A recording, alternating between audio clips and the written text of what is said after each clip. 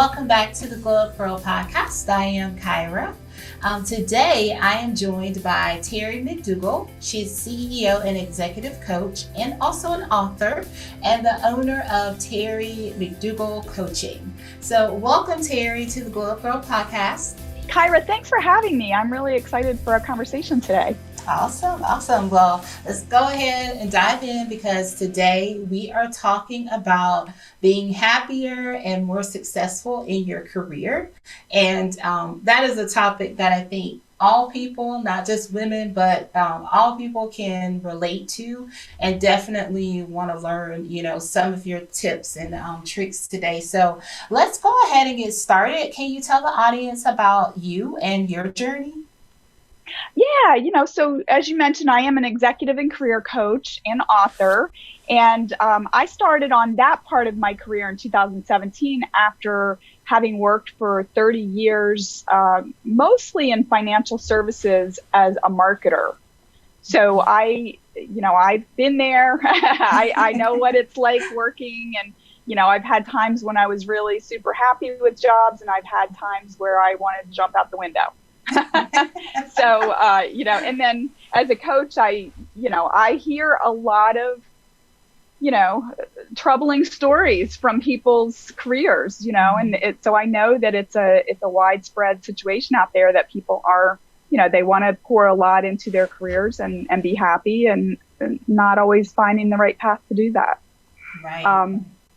So, and I guess the other thing to share is that I am a wife and a mom of 3 kids.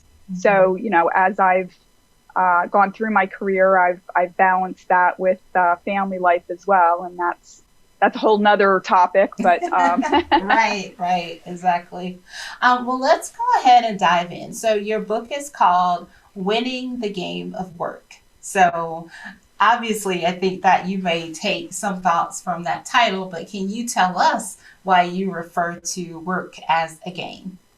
Yeah, the reason why I refer to work as a game is because I think a lot of times people go into work thinking that it's one way.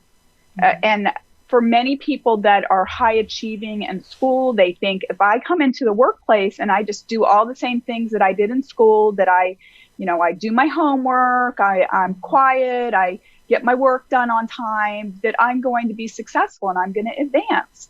And as many of us have probably seen, that's not necessarily the case, that there's a lot more going on in the workplace. And if you want to advance, you have to start to learn the real rules of the game, if you will, and understand, I actually say that there's really just 3 ways to add value in the workplace. And it is that you're helping the company make money, save money, or reduce risk.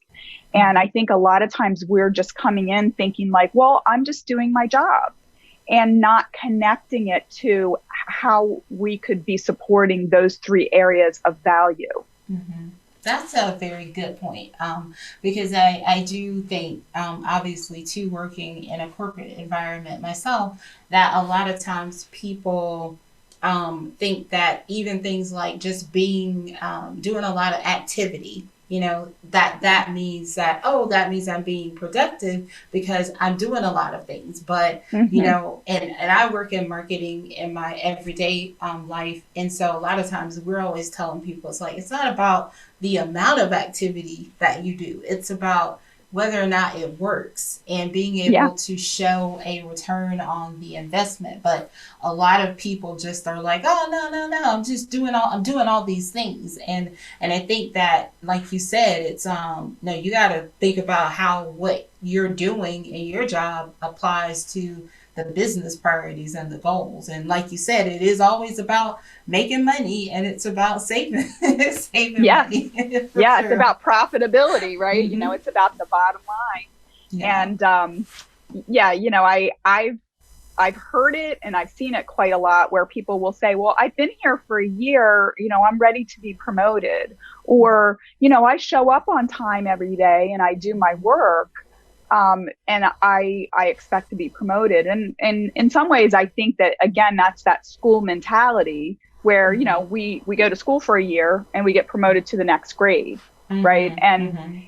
when we get into the workplace, it's about the impact that you have. Mm-hmm. And, I can remember a couple times in my career where, I made judgments about a coworker. I would say, well, they don't show up to meetings on time, or they don't return my phone calls or my emails. And then I would see them get promoted.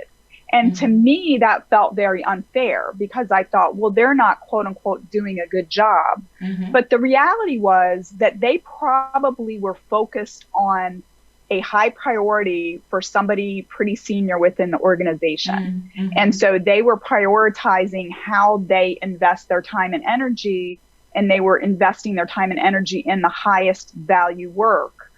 And that was noticed by somebody who was in a position to promote them. They didn't care what I thought. They didn't care what my judgment was, that guy never returns my emails, right? He was returning somebody's emails that was more important than me. Right. Apparently, like you said. I mean, I understand that, and that makes sense. But I think I think that's where companies have to definitely have like roadmaps for careers, which a lot of times that isn't the case. People are struggling because they want to be promoted, and they're trying to figure out, so what are the things I need to do to get to that next level? And a lot of times you have people that are, they're like the top talent or high achieving, and they get like above average or whatever on their reviews, but there isn't necessarily, a path for them to go. So I think a lot of times companies forget that, no, that's your job. That's what you owe the employee. If they are, shown an interest in growth, and they want to know how they can elevate to the next level. Yeah, I agree with you that companies should do that. And I also have observed that they don't always do that. And that can be very frustrating if you're someone that feels like you're contributing a lot and you're not getting the recognition that you deserve.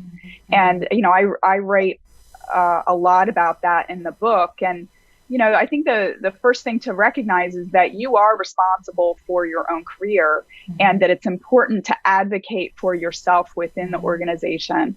And there are a lot of things that you can do. I'd say, the first thing would be, when you go into a new position, or if you've even been in your position for a while and you're not sure if you're, how you're viewed, to, have a really frank conversation with your boss about what are the expectations in this role. I want to get very specific about that. And, I like a question that I think is a good one to ask is, especially when you're starting a new job, is to say, well, what would success look like after 6 months in this role? So that, you get a vision of what they want in the role, that you're not sort of just out there in thin air, not knowing, not having any mileposts about whether you're on the right track or not. And if the boss has defined what success looks like, if you achieve that, or if you exceed that, that gives you something tangible to go back and say, well, you asked me to, finish this project by this date. I finished it 2 weeks early. You asked me to stay within this budget. I was under budget by 10%. Like, if you can measure the value of what you've brought, or you have something, sort of a scorecard that you can compare yourself against, that's going to help you make the case to get the recognition that you want. And another thing that I really advise people to do is to build your network within whatever organization that you're in.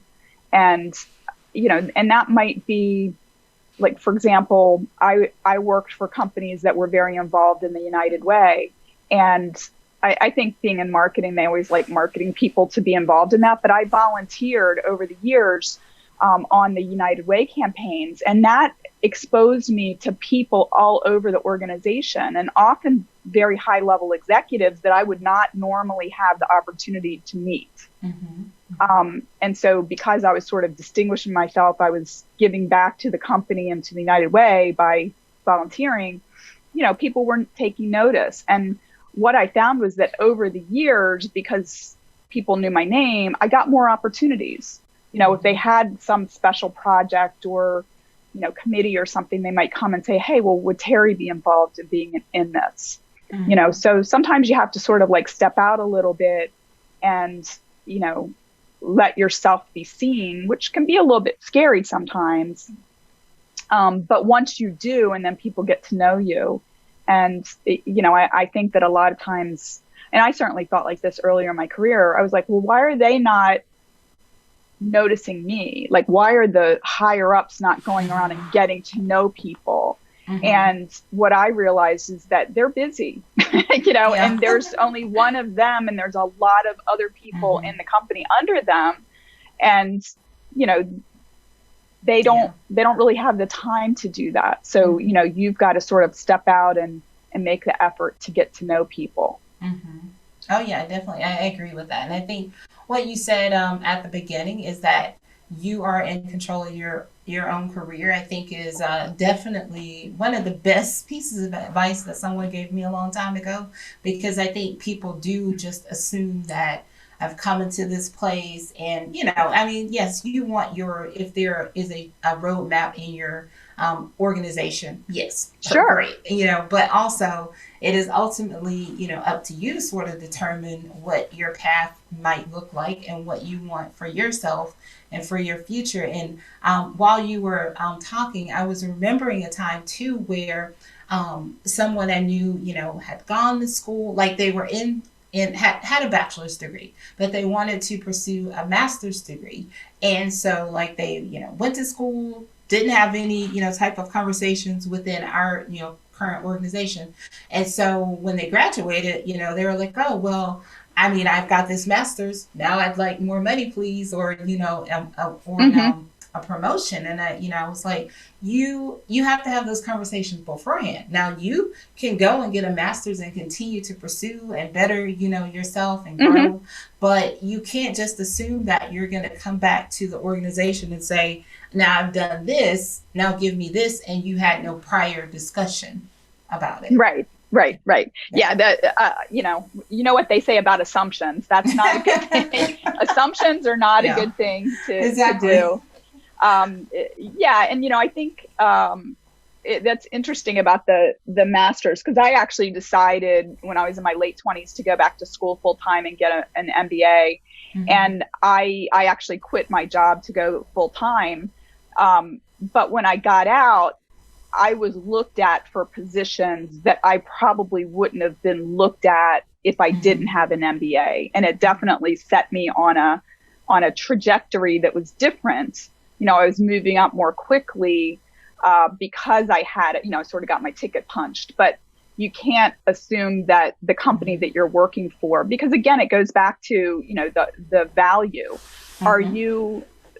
Are you providing more value because you have the MBA? Right. That's the question. And if you're in the same role, then probably not. Mm-hmm. Yeah. Nope. I agree with that. So you work with a lot of people who you say are successful but not satisfied. Right. What does that mean? Well, I think that when you look at a lot of people, if you look at them on paper, you look at their resume or their LinkedIn profile, you'll be like, wow, look at that. They're the EVP of marketing, or they're heading this division, or they've got this great title. They work for a great company. They're making a lot of money. And when you talk with them, they don't feel very happy about their situation. That they're paying a high price in terms of that quote unquote success. They're feeling very stressed out or burnt out, or that, the stress of their job is bleeding into their relationships, or it's affecting their health. And to me, that's not really success, right? Right. Success on paper at the cost of your health and your relationships and what makes life enjoyable is not really success. Right. And at the same time, I'm a very ambitious person, and, I would never say to somebody like, quit your job and backpack across Europe, or, I know that for high achieving people, achievement is important. We get satisfaction out of that. But I truly believe that with some mindset shifts, and also with some learning some skills, that we can, maintain success, but also feel more confident and happier and more satisfied with our situations, because we're getting more leverage out of what we put into it. Because I think that when people are, quote unquote, successful but not satisfied, they're putting so much energy into that success that they don't have anything left over to enjoy it. Mm-hmm.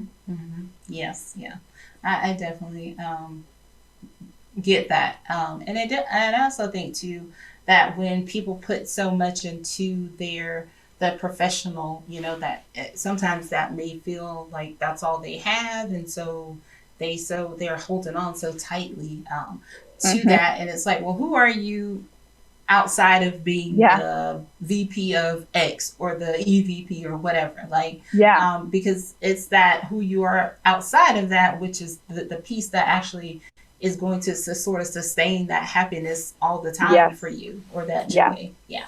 Yeah. Yeah. There's something that I knew this sort of instinctively, but when I was writing my book and I was doing research, I came across a study that had been done by this professor at Harvard Business School. Mm-hmm. And he basically talked about how high achieving people are often addicted to external validation. Mm-hmm. And I was like, it blew my mind because, I mean, first of all, I could relate to it personally, but mm-hmm. it's something that I've observed in successful people, right? Because if you think about, you do well in school, right? Like you're focused on what does the teacher expect of me? And, for a lot of us, we'd be like, well, I'm not going to go out tonight. I'm going to stay home and do my paper, or I'm going to study for my test, because we get rewarded. When we get the A on the test, we get rewarded. And so that makes it worth it for us. Right. And then you get to a certain point and you're like, oh, well, I want to go to college. And if I get good grades, I can get into this good college. And then if you get good grades in college, you might get opportunities at certain companies and you get paid. Mm-hmm. So you see how it builds on itself. Mm-hmm. And I think that what happens at some point is that people have, put off, they've been so focused on external validation that they've lost touch with what makes them happy. Mm-hmm. Because if we think back to early childhood, we're kind of like, I don't want to come in and eat dinner. I want to stay outside and play. We're very connected with what we want when we're children. Right. But over time, we delay that gratification. And then we get to a point where maybe we don't need to delay it anymore because we're the EVP of marketing, or we're the, head of the finance division, or whatever it is. We don't need to delay gratification anymore. Like, right. We're not going to get fired if we decide to work, 55 hours instead of 70 hours a week, right? You're very likely not going to get fired. And what's going to happen is that you're going to have more enjoyment in your life. It's going to fill your tank. When you go to work, you're going to have more energy. You're going to have more innovative thoughts about how to approach things. You're going to be able to have more impact with less, gutting it out. Mm-hmm. Yeah. No, I like that a lot, because I think there's also something to that, even with entrepreneurs. And, and I was having this discussion probably like 2 weeks ago for this roundtable. And I was saying that one of the lessons I've learned is, especially having a full-time job and being an entrepreneur on the side, is that you still have to find time to reset and rest. And I struggled with that because all of last year, I was just like, I worked my everyday job, then I'd go to Glow Up Girl, and then I was working like every night. I was working every Saturday, every Sunday. And pretty soon, even though it's the thing that you're most passionate about, you can burn out on that too. And I think in our society, you hear, oh, I gotta hustle and grind, I'm on my hustle. And it's like, yes, you can, but you can also take a step back and say, well, I'm going to take today off. I'm going to take the Saturday off, and sure. I'm going to relax. And I think that it, like you said, it does come with like having a mindset shift, because you feel like, you're not, and I know for me personally, like, you feel like if you're like, well, this time where I'm just sitting here watching TV, I could actually be doing something. But then I had to remember back to the time before I became entrepreneur when I would just watch TV on a Saturday. And that brought me, happiness because Yeah. it was a way for me to unwind and relax, and just sort of getting back to those things is what matters. Because once you have that day of just like chill and, oh, yep, then you come back ready, to jump back in. Yeah. Yeah, definitely.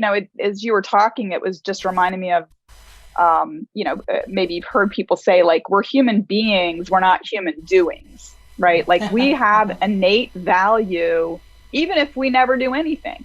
Mm-hmm. And I think for a lot of us that are, high achievers, again, sometimes we can tell ourselves things like, well, who am I if I'm not, doing the hustle and grind, right? Mm-hmm. And that's, you're a great person with gifts.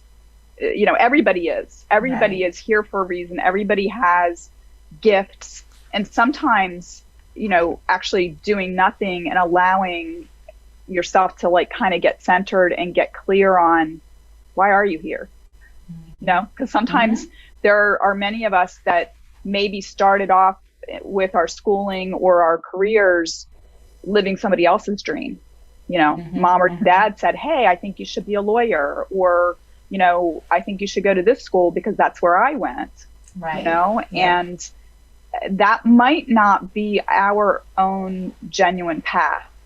And it can be scary to go off a path that maybe somebody else thinks we should be on, but we're probably not going to be, completely happy if we're not on our own personal journey. Exactly. Yeah, that's so true. So, so let's talk about women specifically, as it relates to, feeling like, oh, I'm working really hard to advance in my career, but they may feel they're not getting the rewards they deserve. What advice do you have there?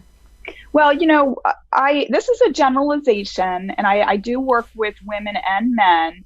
But one of the things that I have noticed is that women tend to be somewhat more perfectionistic, and women will also tend to tell themselves that they have to get everything on their to-do list done, and that they don't feel good about things unless everything is checked off. Mm-hmm. And when that happens, like, what, you really think about, like, okay, what is being sacrificed when that happens, right? Like, we're sacrificing ourselves when we do that, when we tell ourselves, like, it's black and white thinking. It's either going to be perfect or it's bad.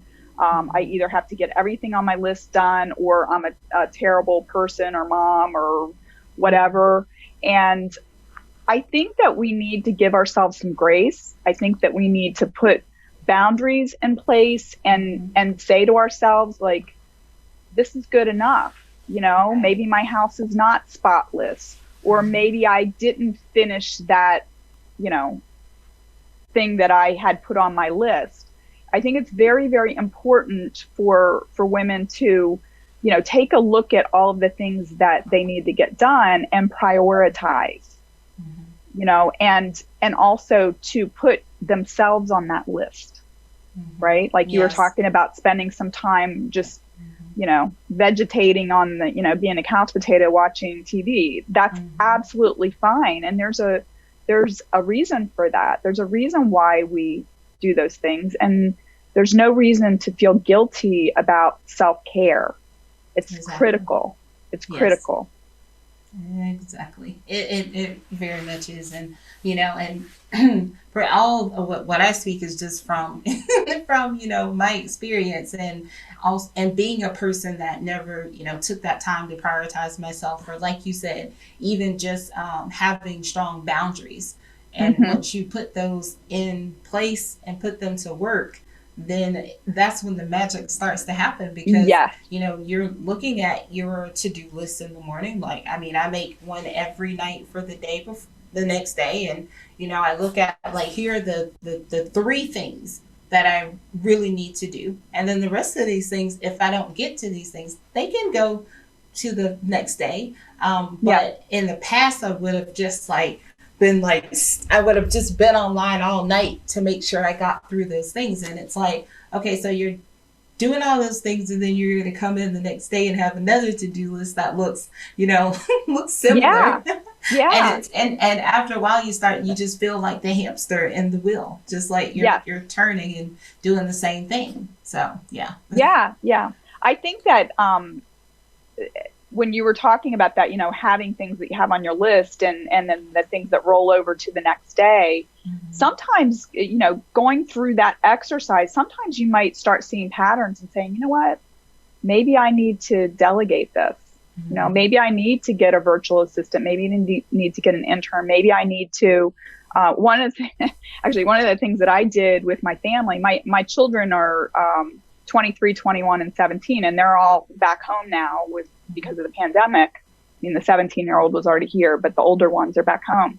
And we used to have a cleaning lady that came every 2 weeks. And that was a decision I made probably 20 years ago, to have somebody help me with my home, because it was hard to balance being a mom, working full time, and cleaning the house. But with the pandemic, we didn't really feel comfortable having her come in. And so, but I also didn't want to clean the house. So I made a list of everything that needed to be done in the house. And we do a family cleaning day about every other week, right? Where there's a list and everybody comes to the list, they pick something, they go do it. And everybody cleans until everything on the list is done.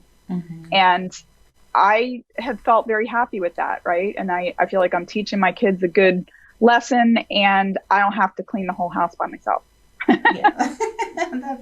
That's smart. They don't love it. Listen, they don't love it. But actually, I think that after they did it 2 or 3 times, my oldest son was like, well, I feel like a sense of accomplishment. I think he felt like proud that, he's helping keep the house clean.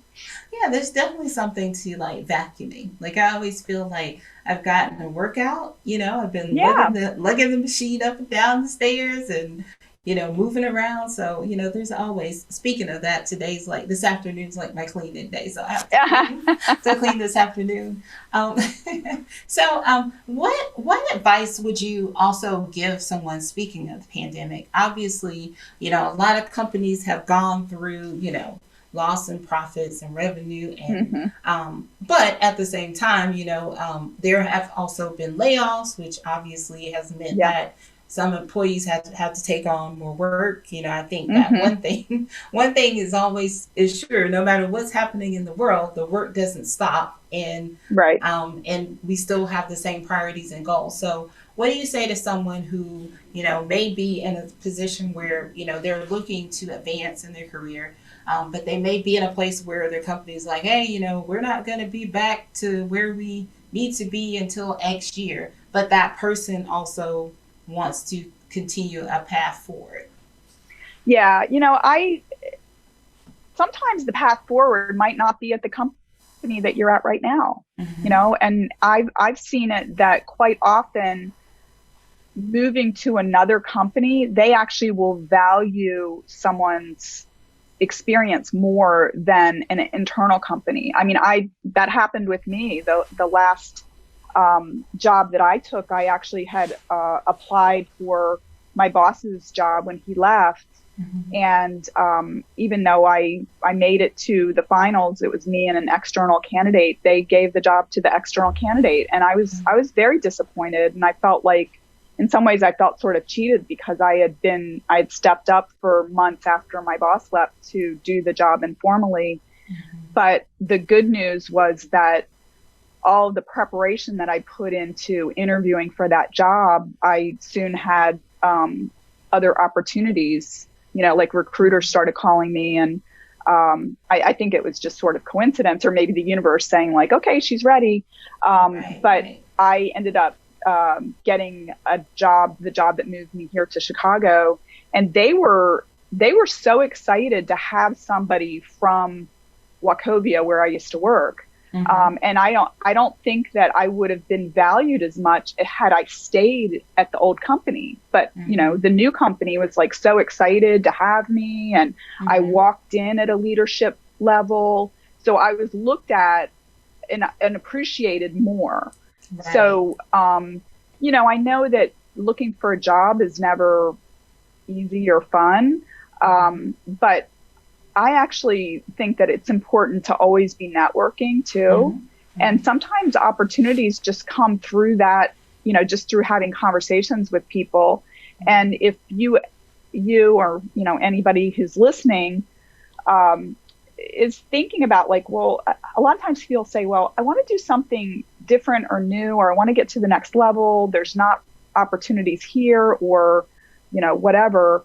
I say start reaching out to people in your network, or find somebody that's doing something that you think looks interesting, and go to them and say, I'm starting to think about the next phase of my career.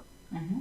What you're doing looks really interesting, and I'm wondering if you would give me 15 or 20 minutes for me to ask you a few questions, mm-hmm. And just, and I know a lot of times people are like, networking, it gives them, the cold sweats, they don't, it feels nerve wracking, right? Because you don't know what to say. But what I just said is a very approachable way. And people usually like talking about themselves. They usually like to talk about, well, this is what I did to get here. And these are the challenges. These are the things I like about it. These are the things I don't like about it. And as long as you approach people with gratitude and curiosity, I think they're generally pretty open about, or pretty open to having those conversations. And as long as, you're, if you ask for 20 minutes, when you get to 20 minutes, say, thank you very much. They might say, oh, I've got a little more time, but, be respectful of their time. And, if you've built a nice rapport, you can always ask them, is there anybody else in your network that you think would be a good person for me to talk to? And that's how you kind of continue networking. And I say, like, get LinkedIn with those people, get LinkedIn with everybody that you work with right now. Because a lot of times people go to other companies and they may be, inside that company and see that there's job openings, and they can let you know. I've gotten jobs that way too. That the job that moved me to North Carolina was somebody that I went to business school with, and he got a job at the company, and he called me and said, they have an opening in marketing here, and if you give me your resume, I'll give it to the hiring manager. And that's how I ended up getting hired there. Yeah, I definitely agree with that. And I think now is like a great time to network. I mean, you can just, people are home, people are working from home, and people don't mind jumping on, calls. I think people just want to meet new people right now, just because they're tired of being in their house and not being able to go out a lot. So I actually think that I'm actually thankful for this. I mean, I know for a lot of people, it felt awkward to, learn about Zoom and getting on camera. A lot of people don't feel comfortable with that, but I think there's some huge advantages, because it used to be that, it would feel like, oh, well, I have to come meet you for coffee, and you'd have to like travel, and you'd have to spend money. And now it's sort of like, I can just jump off one call and jump onto another one, and spend literally 15 minutes and then be like, okay, we're done. Thank you. It was great to meet you. The one thing that I would say, if you are, kind of networking and hoping to, get a new job, don't go to somebody and be like, hey, do you have jobs, right? Especially if you don't know them well. Like, build the relationship first. And I've seen it where I've actually had a couple clients that I've worked with who were in job search, and they, were doing the kind of networking that I'm talking about, and they ended up getting job offers from people that they just met from coffee, just having a coffee with them. So you might, sometimes that happens. You can't go in expecting it, but I think just going in and being like, allowing yourself to be seen and allowing people to get to know you, and they start to know, like, and trust you. And then they start thinking like, oh, maybe she would fit into our organization. Right. Yeah. No, definitely. I think that's super great advice for all times, just to keep your network growing. So let's talk about working with you, Terry. Can you tell the audience about your programs that you offer?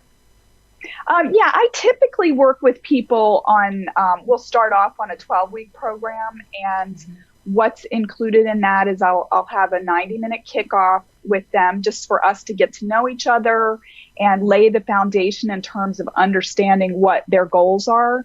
I have a couple of assessments that I do with people. One of them is to help people identify subconscious beliefs that may stand in the way of their forward progress towards their goals. Because a lot of times when we see that there's sort of like repeating patterns, or we feel like we're sabotaging ourselves, that's because there's some belief underneath of everything that's causing us to take some action that's not the best for us. And so I always try to like, okay, let's see what that is so that we can change that belief. Yes. I also have another assessment that I do with people that helps them understand their natural motivational drivers. And I'll just give you sort of an example that, there's a lot of jobs that any of us can do. It doesn't, but it might mean that we're having to flex a lot. Like say, for example, if somebody's an introvert and they take a sales job, it doesn't mean that they can't be successful going out and meeting new people all the time, but it probably will take a big toll on them because they're not naturally, drawn to having lots of interactions all the time. And so if we can align what somebody's trying to do with what their natural drivers are, that is really helpful. But typically I'll meet with people on a weekly basis in the first month, and we go to biweekly in the second and third months. And, by the end of the 12 weeks, I'm always hopeful that you've met your goal. And if not, we'll just go to a month-to-month approach after that. Okay, awesome. I like it. Okay, so now we're going to move into 5 Things with Terry. It's one of my favorite parts of the show. Sort of helps people to sort of understand the deeper intricacies of Terry's mind and how she thinks. So let's start with one simple question. How do you start the day, Terry? How do I start the day? Okay, well, it really depends on what I have going on. Like today, I started the day by getting up, doing a little bit of work for a meeting that I have early next week, and then I went to the gym. But my days are different. Sometimes I'm getting up and I'm maybe preparing for. I've got a podcast. I might be preparing for the podcast. I might be, writing content for marketing. So I would say that the night before, I'm looking at my calendar to see what I have going on the next day, and then sort of planning from there. Okay.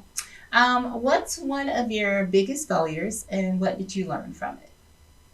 Okay. Well, I didn't give the whole story of that job that I didn't get. Whenever I applied for my boss's job, I applied for that job right after he left, or, I guess they posted maybe a few months after he left. And because I had worked at that company for about 8 years or so, I felt like people knew me. I didn't really do a lot to prepare for the interview.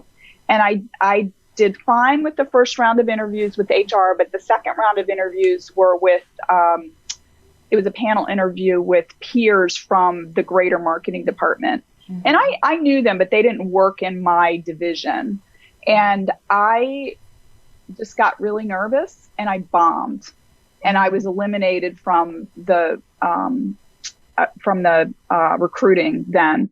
And I felt pretty humiliated because it's even worse like when you work for the company, because I kept seeing people and I felt like I didn't show up the way that I should have.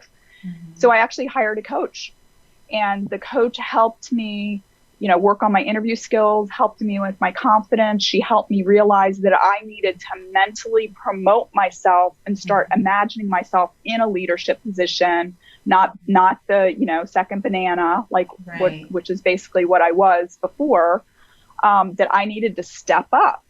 And so the very interesting thing about what happened there was that they offered the job to someone and she turned it down.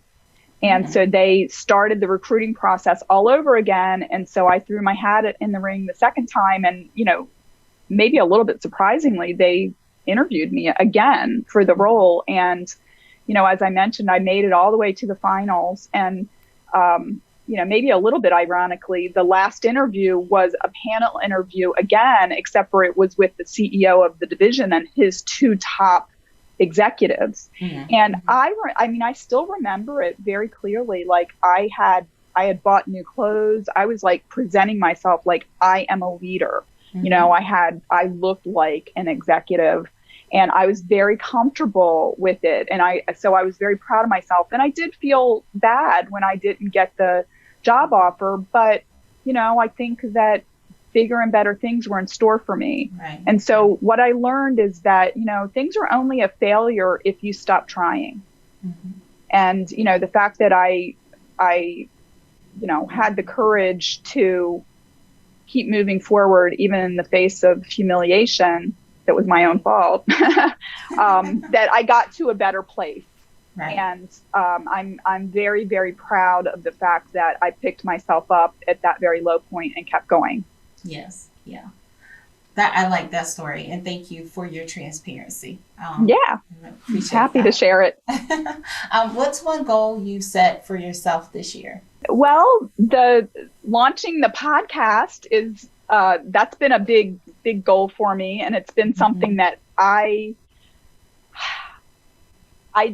didn't realize how much I was going to absolutely love it. Mm-hmm. And I'm kind of curious about, I don't know. I'm a very intuitive person, and I typically will try to like tune into my gut and kind of follow it. And sometimes I don't know where I'm going, quite frankly. Mm-hmm. You know, I'm just like, this feels right. I'm just going to go in this direction. Mm-hmm. And I'm just already finding that I have a sense that there's going to be some great things that come of this, some great opportunities. I mean, obviously, from a marketing standpoint, I'm putting myself out there so people can understand more about me. Mm-hmm. But I'm just loving, and I know as a podcast host yourself, like it's so wonderful to meet so many different types of people. Yeah. So, you know, to keep that going, and I'm gone. It's gangbusters so far. I have enough in the can recorded that I'm already into the summer. So Yeah. Yeah, that's definitely, I agree with you there. It is definitely one of the things that I never thought I would be doing is hosting a podcast, but it's been one of the more fulfilling things that I've ever done, just by being able to meet such awesome people and let them tell their stories and introduce them to people that they may not, you know, have met without, you know, coming on podcast. So definitely. Well, wish you a lot of success with that. yeah, thank you. Thank you. So let's see. Let's talk about, do you have a project that you're working on this year that you're really excited about, if you can share? Well, one of the things that that's on my to-do list that I haven't made a lot of progress on is coming up with a group coaching program. Mm-hmm. And I've been thinking about it. And I feel like I just need to take the leap off the diving board there. I did do you know, I mentioned that I was a marketer for my whole career, and I actually do a lot of coaching with people in the marketing and advertising arena. And certainly there's a lot of stress in that area for people, because, you know, there's a lot that needs to be delivered by advertisers and marketers, and often under pretty tight deadlines, and that can cause stress. Mm-hmm. But I did a survey at the end of, actually in December and January, about marketing career satisfaction. And so, you know, I want to mine that data and come up with sort of a container to do my group coaching. Mm-hmm. And it will be around, you know, what I typically coach on, but just more of a group type thing. Mm-hmm. And I, you know, I have a platform that I can deliver it on, that my website's on. So. Awesome. Yeah. And now that I've committed to it, I need to like make some progress there. So I'm glad you asked that question. Hey, it's February, so you've got some time. Yeah. All right. And the last question is, how do you end your day? How do I end my day? Mm-hmm. You know, after, you know, working all day, I usually, you know, chill out and watch a little bit of TV with my husband, you know, kind of going back to what you were saying, that just, you know, sitting and doing something that's sort of mindless, is really helpful. Although it's funny because like the show that I typically watch every day is Jeopardy. so like, you know, you say mindless, I like I I like like Jeopardy. challenging myself. Yeah, yeah. No, I mean, I do like to watch Jeopardy. It's so like cool when you know the answers, and I'm like, Yes, what is definitely. da da da da da? And that's Yeah, just like, yeah, it's like, are exactly. you gonna let us enjoy the show, or are you gonna try to answer all the? I'm gonna answer all the questions. Right, exactly. Just fair warning, right. My Right. family knows that. Exactly. So, can you tell my audience how they can find your book and also how they can connect to you online? Yes. So my book is called Winning the Game of Work, Career Happiness and Success on Your Own Terms. And it's available on Amazon and on barnesandnoble.com. People can connect with me on LinkedIn. My handle is Terry B. McDougall. And they can also reach me through my website, which is terrybmcdougall.com. Awesome. Awesome. Oh, one more thing. Can I Yeah. Yeah. mention my podcast? Yes. Yes. Yeah, my podcast is called Marketing Mambo, and I chat with marketing movers and shakers from around the globe. So it's just really perspectives and insights from lots of smart and interesting people who are involved in marketing. And Mhm. it is you can find it on any of the platforms, but if you want to go to it directly, it's marketingmambo.net. Well, thank you so much, Terry, for coming and sharing your knowledge today with me and the audience. Good luck to you. Get that coaching program, the group program, off the ground. And guys, check out her podcast.